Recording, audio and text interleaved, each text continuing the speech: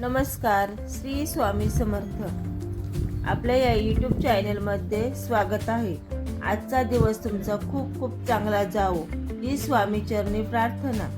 आज आपण व्हिडिओमध्ये रुई या झाडाची माहिती पाहणार आहोत। वास्तुशास्त्रात रुईच्या झाडाला खूप महत्त्व आहे। श्री भगवान शिवशंकरांनाही खूप प्रिय असलेले हे झाड आहे।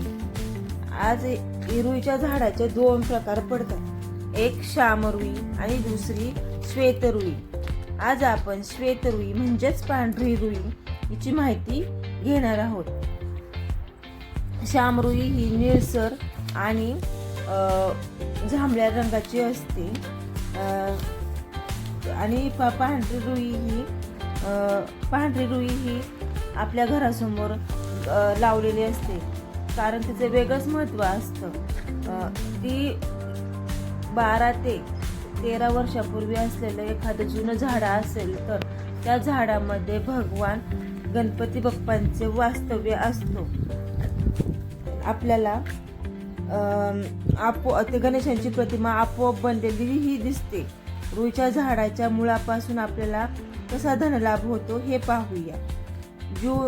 जुने पांढऱ्या रुईच्या झाड शोधायचं आणि रविवारी पुष्प नक्षत्र असेल तेव्हा आपण त्याच्या आदल्या दिवशी जाऊन शुभ संयोगामध्ये रुईच्या झाडाच्या आदल्या दिवशी जायचं आहे।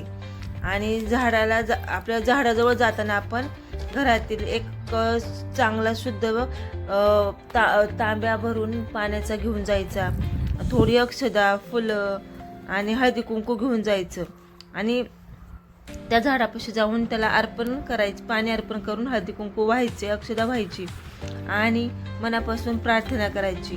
हे मंदार वृक्षा, आम्ही आपल्याला घरी घेऊन जायला आलेलो आहोत।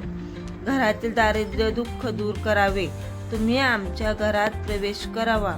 माता लक्ष्मीच्या कृपेने धनलाभ करावा, माता लक्ष्मीचा वास करावा आणि आमचं घर धनधान्यांनी भरावे, हा आशीर्वाद द्यावा। तुम्हाला उद्या आम्ही रविवारी पुष्प नक्षत्राच्या दिवशी तुम्हाला घरी घेऊन जायला येणार आहोत। आणि मग दुसऱ्या दिवशी काय करायचं, आपण त्या झाडाला कोणतीही हानी न होता त्या वृक्षापाशी जायचं आणि त्या वृक्षाची एक छोटीशी मूळ घेऊन घरी यायचं आणि ती मुळं शुद्ध पाण्याने धुवायची।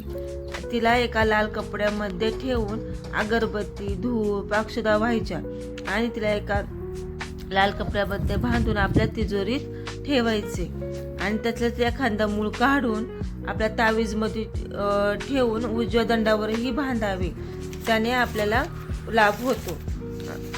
आपल्या घराच्या आसपास झाड दिसलं तर आपली गरिबी दूर होते, त्यामुळे घराच्या भोवतीही एखादं झाड लावलेलं चांगलंच असतं। आणि माता लक्ष्मीला आमंत्रण देण्यासाठी रुईच्या झाडाचा प्रयोग केला जातो। रुईच्या झाडाला मंदार, अर्क, मदार, आर्क अशी महाराष्ट्रात व संपूर्ण भारतात असलेली नावं आहेत।